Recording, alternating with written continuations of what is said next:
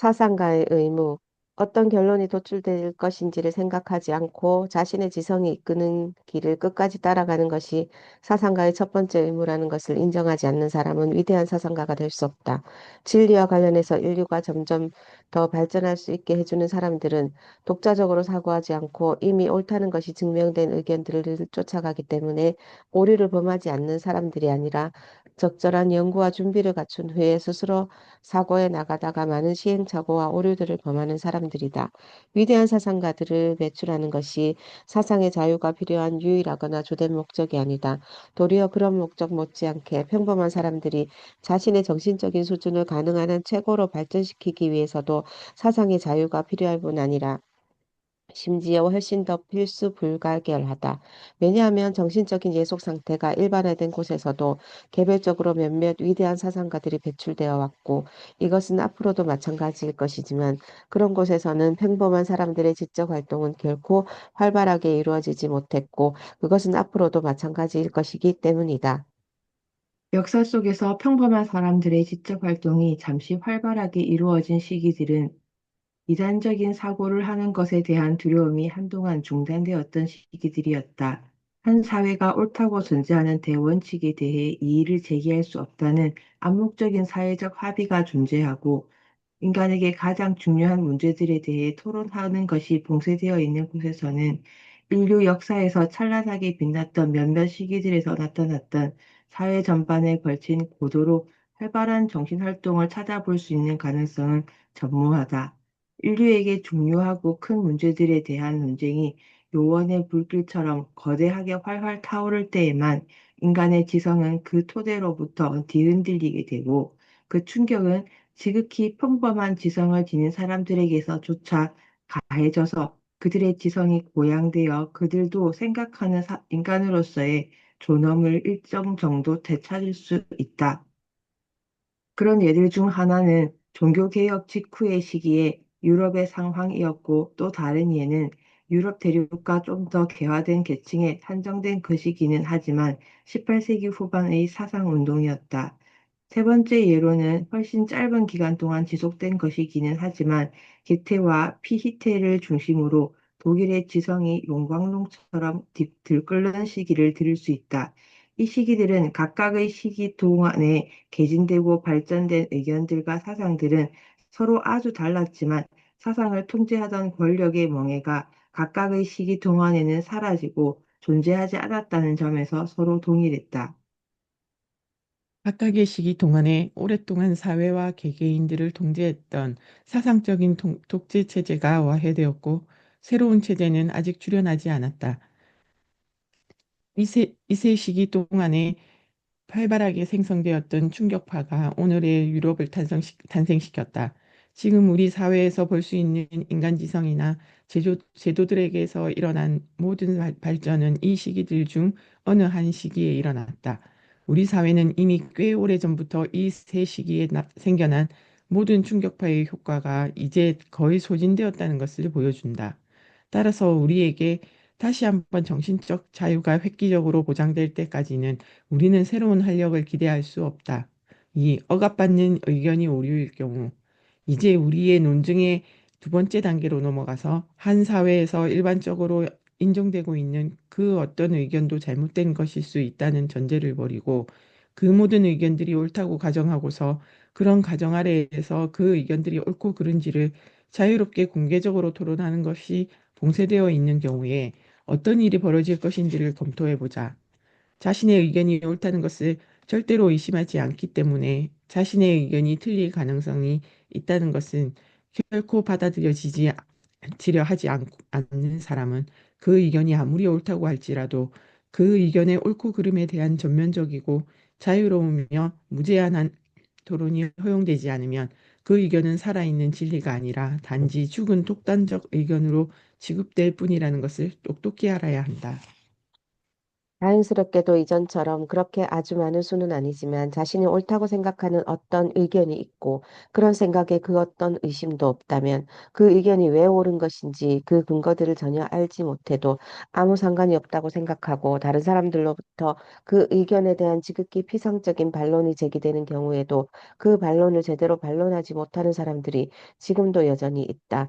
그런 사람들은 권위 있는 사람으로부터 어떤 가르침을 받아서 한번 그 의견이 옳다고 믿어버리면 마치 아주 당연하다는 듯이 그 의견에 대해 문제 제기를 허용하는 것은 아무런 유익이 없고 단지 해만 될 뿐이라고 생각한다.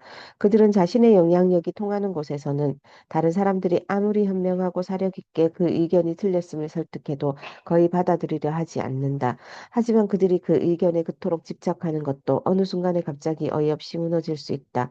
토론을 완전히 봉쇄하는 것은 거의 불가능하고 일단 토론이 시작되면 확고한 근거 위에 세워지지 않은 신념들은 말도 안 되는 어떤 어이없는 요인에 의해 무너져 내리기 쉽다. 자신은 올바른 의견이라고 생각할지라도 그 의견이 인간의 지성이 아닌 근거와 증거가 없는 편견에 자리한 것이라면 그것은 이성적인 존재인 인간이 진리를 받아들이는 방식이 아니다. 그런 것은 진리를 아는 것이 아니다.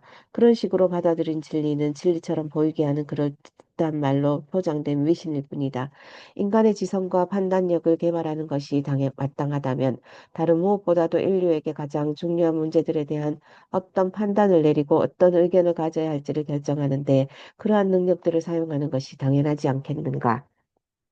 적어도 개신교들이라면 이것을 부인하지 못할 것이다. 지성을 개발하는 데 가장 도움이 되는 활동을 굳이 정하라고 한다면 그것은 분명히 각자가 자신이 지닌 의견들의 근거, 즉 자기가 왜 그 의견을 지지하고 있는지를 연구해서 밝히는 것이다. 사람들은 자신에게 아주 중요한 문제들을 올바르게 알고 믿어야 하고 적어도 일반적으로 흔히 제기되는 반론들에 대해서는 다르게 반박할 수 있어야 한다. 하지만 어떤 사람들은 이렇게 말할지도 모르겠다. 사람들에게 그들이 지지하는 의견들의 근거가 무엇인지를 가르쳐 주어야 한다. 어떤 의견들이 한 번도 논란이 되지 않았다고 해서 사람들로 하여금 그 의견들을 단지 앵무새처럼 따라하게 해서는 안 된다. 기하학을 배우는 사람들에게 그저 공식들만을 달달 외우게 해서는 안 되고 증명하는 법도 가르쳐서 알도록 해야 한다. 기하학의 공식들에 대해서는 어느 누구도 단 한 번도 부인하지 않고 틀렸다는 것을 증명하려는 시도도 한 번도 없었기 때문에 기하학을 배우는 사람들이 굳이 그 근거들을 배우고 증명하는 방법을 알 필요는 없다고 말하는 것은 터무니없다. 이 말은 의심할 여지 없이 옳다. 하나의 분명한 정답이 있어서 옳고 그름에 대해 다툼의 여지가 없는 수학 같은 분야에서는 얼마든지 그런 식으로 근거를 가르쳐주고 증명하는 법을 알게 해줄 수 있다. 수학적 진리를 증명하는 것의 특이성은 확실한 정답이 있어서 옳은 것은 옳은 것이고 틀린 것은 틀린 것이 분명하게 나뉜다는 것이다. 따라서 반론도 있을 수 없고 반론에 대한 대답할 필요도 없다. 하지만 서로 다른 의견들을 제시하는 것이 가능한 모든 분야에서는 각자의 의견을 밑받침해주는 일련의 서로 상반되는 근거들을 종합적으로 살펴서 진리를 이끌어내야 한다. 심지어 자연과학에서도 언제나 동일한 사실에 대한 서로 다른 설명들이 존재한다. 천동설과 지동설, 불에 타는 성분이 플로시스톤이라는 이론과 산소라는 이론 같은 것들이 그런 것들이다. 이런 경우에는 왜 다른 이론이 옳은 것이 될 수 없는지를 증명해 보이지 않으면 안 된다. 그것이 증명되고 어떻게 그것이 증명될 수 있는지를 알 때에는 다른 쪽 이론이 옳고 옳은 근거를 아는 것이 불가능하다. 그러나 도덕이나 종교, 정치나 사회관계, 인생사 같이 무한히 더 복잡한 문제들을 살필 때에는 어떤 의견이 옳음을 증명하고자 하는 논증의 4분의 3은 그 의견과 다른 의견들을 밑받침해 주는 것으로 보이는 증거들을 반박하는 데 할애된다. 고대 세계에서 한 사람을 제외하고는 가장 위대한 변론가였던 키케로는 자신의 논증을 연구하는 일 못지않게 자신의 논쟁 상대의 주장을 연구하는 일에도 언제나 똑같이 힘을 기울였다는 기록이 남아 있다. 어떤 문제와 관련해서 진리에 도달하기 위해 애쓰는 모든 사람들은 키케로가 법정 공방에서 승리하기 위한 수단으로 했던 방식을 그대로 본받을 필요가 있다. 어떤 문제에 대해서 자기가 이해한 부분만을 아는 사람은 그 문제에 대해 거의 알지 못하는 것이다. 그런 사람이 제시하는 논거들이 타당해서 아무도 그 논거들을 반박할 수 없을 수도 있다. 하지만 상대방의 논거들이 무엇인지를 알아서 그 논거들을 반박할 수 없다면 그 사람은 어느 쪽의 의견이 더 나은지 판단할 수 없게 된다. 그런 형편이 되지 못한다면 어느 쪽이 옳은지를 판단하는 것 자체를 중지하는 것이 합리적이지만 판단을 중지하는 것이 마음에 들지 않는다면 권위 있는 사람의 판단을 따르거나 일반 사람들처럼 가장 마음에 드는 쪽을 선택하는 것이 낫다. 또한 상대방의 논거들을 듣고자 하는 경우에도 자기 쪽 진영에서 자신들의 시각에서 그 논거들을 이해해서 조목조목 반박한 것들을 곁들여서 제시한 내용에 입각해서 듣는다면 그것으로는 충분하지 않다. 그것은 상대방의 논거들을 공평하게 대우하는 방식도 아니고 그 논거들을 제대로 올바르게 이해할 수 있게 해주는 방식도 아니다. 그 논거들을 실제로 믿고 있고 최선을 다해서 진지하게 옹호하고 있는 사람들에게서 들어야 한다. 그들이 가장 자신 있어 하고 설득력 있는 논거들을 알아야 한다. 현안의 진상을 올바르게 보고 해결하는 것을 가로막는 난점들이 어떤 것인지를 전체적으로 알아야 한다. 그렇게 하지 않는다면 그 난점들을 해결하고 진정으로 진리에 도달하는 것은 불가능하다. 오늘날 지식인이라고 하는 사람들, 심지어 자신의 의견을 거침없이 내놓고 그 근거를 막힘없이 제시하는 사람들 중에서도 100명 가운데 99명이 바로 그런 사람들이다. 즉, 그들은 자신의 주장과 근거들은 거침없이 제시하면서도 그들과 다른 의견을 펴는 사람들의 주장과 근거들에는 귀를 기울이지도 않고 알려고 하지도 않는다. 그랬을 경우에는 설령 어떤 문제에 대한 그들의 결론이 옳다고 해도 그 문제에 대해 그들이 알고 있는 것은 전체적으로 틀릴 수 있다. 그들은 자신들과 다른 생각과 의견을 가진 사람들의 입장을 깊이 들여다본 적도 없고 그 사람들이 하는 말들을 경청해서 숙고해 본 적도 없기 때문에 엄밀하게 말한다면 그들 자신이 제시한 주장에 대해서 제대로 안다고 할 수 없다. 그들은 상대방의 어떤 논거들이 사실은 그 자신의 어떤 논거들을 설명해주고 정당화해준다는 것을 알지 못하고 자신의 어떤 논거와 상충되어 보이는 상대의 어떤 논거가 사실은 서로 조화될 수 있다는 것을 알지 못하며 자신의 논거와 상대방의 논거가 둘 다 겉보기에는 아주 강력해서 따로 보면 둘 다 옳은 것처럼 보이지만 실제로 둘을 비교해 보면 어느 한쪽이 더 우위에 있다는 것을 알지 못한다. 그들은 어떤 문제에 대해서 판단하고자 할 때에는 그것과 관련된 모든 부분들을 남김없이 저울에 올려놓고서 그 문제에 대해 완전히 다 아는 상태에서 모든 것을 고려하여 종합적으로 판단을 내려야 한다는 것을 모르는 사람들이기 때문이다. 어떤 문제에 대한 진실은 양쪽의 의견을 똑같이 공정하게 경청하고서 모든 것을 알고 있는 상태에서 양쪽이 제시하는 근거들을 가장 강력한 빛 안에서 심려를 기울여 살펴보고자 하는 사람들에게만 허락된다. 도덕 및 인간과 관련된 문제들을 진정으로 이해하기 위해서는 이러한 훈련이 필수적이다.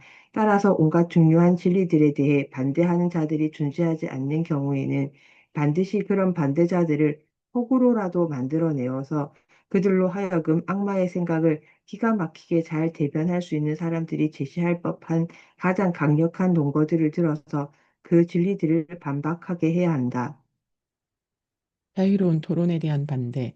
아마도 자유로운 토론을 반대하는 사람들은 이러한 주장에 대해 코웃음을 치며 일반 사람들이 자신이 지지하는 의견과 관련해서 철학자들과 신학자들이 제시한 찬성과 반대의 모든 근거들을 분명하게 알고 이해할 필요는 없다고 말할 것이다. 그들은 이렇게 말한다. 일반 사람들에게 자신의 의견과 반대되는 주장을 펴는 영리한 반대자의 주장 속에 있는 온갖 잘못된 말들이나 오류들을 밝혀낼 능력이 반드시 필요한 것은 아니다. 그들을 대신해서 그런 잘못된 주장들을 반박해줄 누군가가 늘 있어서 잘 알지 못하는 사람들이 오도되지 않도록 하는 것으로 충분하다. 단순한 사고를 하는 사람들은 자신들이 따라야 할 진리와 그 명백한 근거만을 배우는 것으로 충분하고 나머지는 권위자에게 맡기면 된다.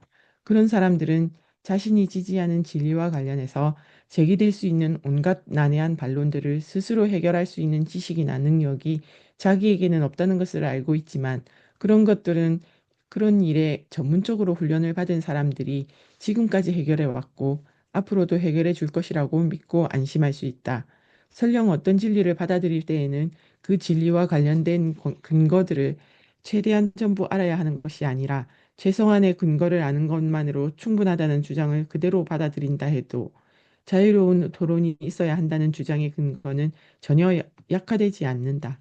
왜냐하면 그들조차도 어떤 의견을 지지하는 사람들에게는 어떤 방식으로든 그 의견에 대한 모든 반론이 만족스럽게 반복되었다는 이성적인 확신이 있어야 한다는 것을 인정하고 있기 때문이다.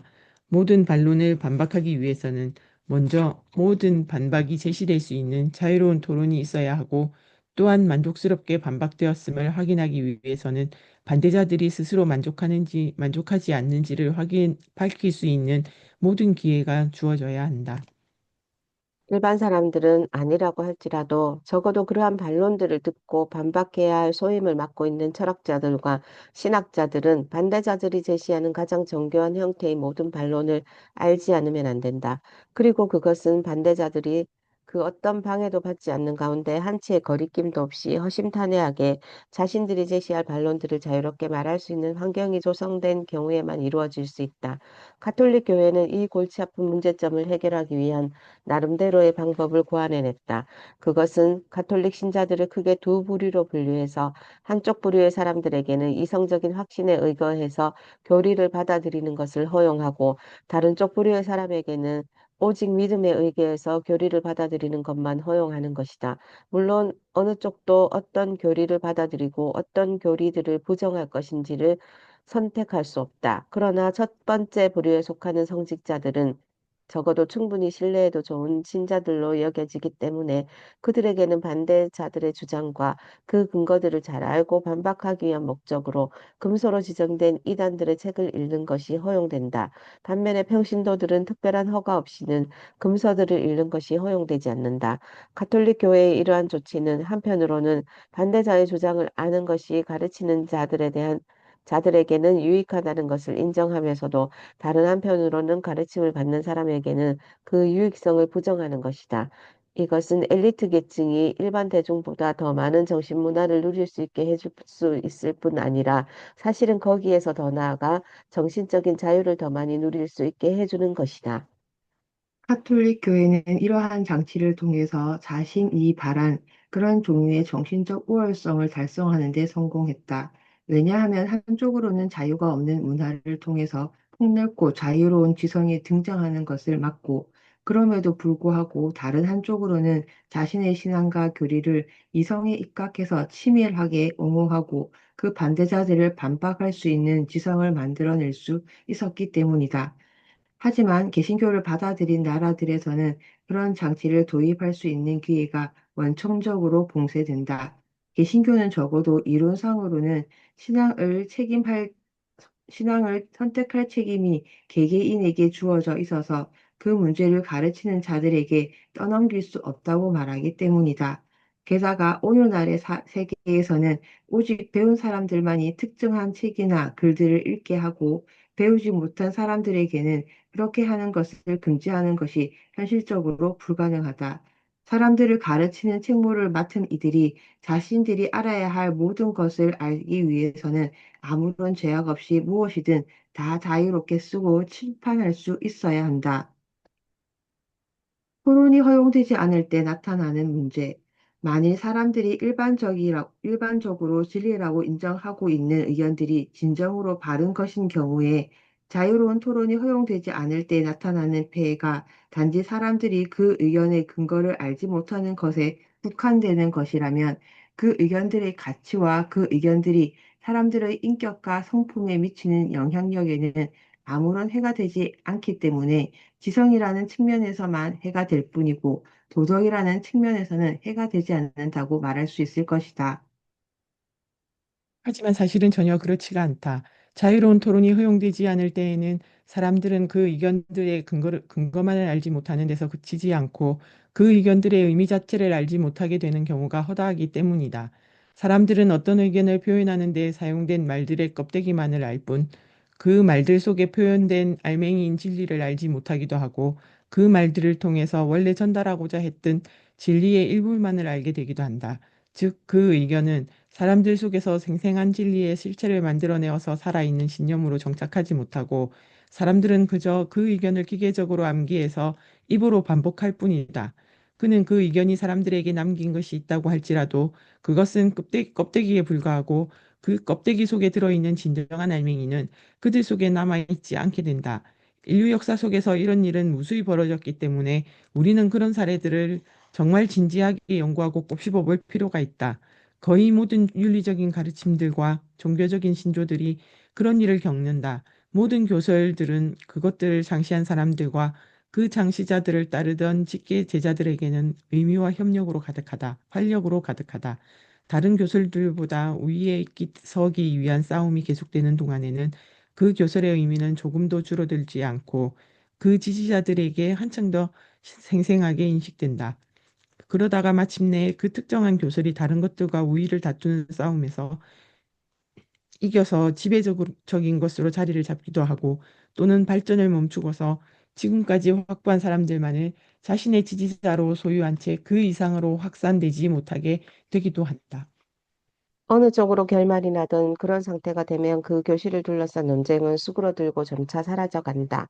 그 교설은 지배적인 의견으로 받아들여지거나 하나의 분파로 인정되어 이미 자리를 잡고 정착하게 된 것이다. 이때부터는 그 지지자들은 일반적으로 자신의 의지와 의사로 그 교설을 받아들인 사람이 아니라 선대로부터 대물림 받은 사람들이다. 하나의 교설을 신봉하는 사람들이 다른 교설로 전향하거나 개종하는 일은 예나 지금이나 거의 일어나지 않는다. 하지만 그들은 제1세대가 그랬던 것과는 달리 세상에 맞서서 그들 자신을 변호하거나 세상을 그들 편으로 끌어들이기 위해 끊임없이 애쓰는 대신에 조용히 뒤로 물러나서 자신들이 지지하는 교설을 반박하는 주장이나 논거들을 들 수 있는 한 귀 기울여 듣지도 않고 반대자들에 맞서 치열한 논쟁을 벌이는 번거로움도 피하려고 한다. 통상적으로 이때가 그 교설의 생명력이 쇠퇴하기 시작한 때라고 할 수 있다. 어떤 교설을 가르치는 사람이든 모두 그 교설이 담고 있는 진리가 그 지지자들에게 상생하게 깨달아져서 그들의 지성과 감성 속으로 깊이 침투하여 그들의 행동을 실제로 지배하기를 바란다. 하지만 우리는 그들이 실제로는 그렇게 되기가 어렵다고 하소연하는 소리를 자주 듣는다. 어떤 교설이 탄생한 초기에 살아남기 위해서 싸우는 동안에는 그런 어려움에 대한 하소연은 들리지 않는다. 그 시기에는 그 교설을 신봉하는 자들은 세력이 약하기는 하지만 자신들이 무엇을 위해 싸우고 있는지를 생생하게 알고 자신들의 교설과 그 밖의 교설들 간의 차이도 잘 안다. 고맙습니다.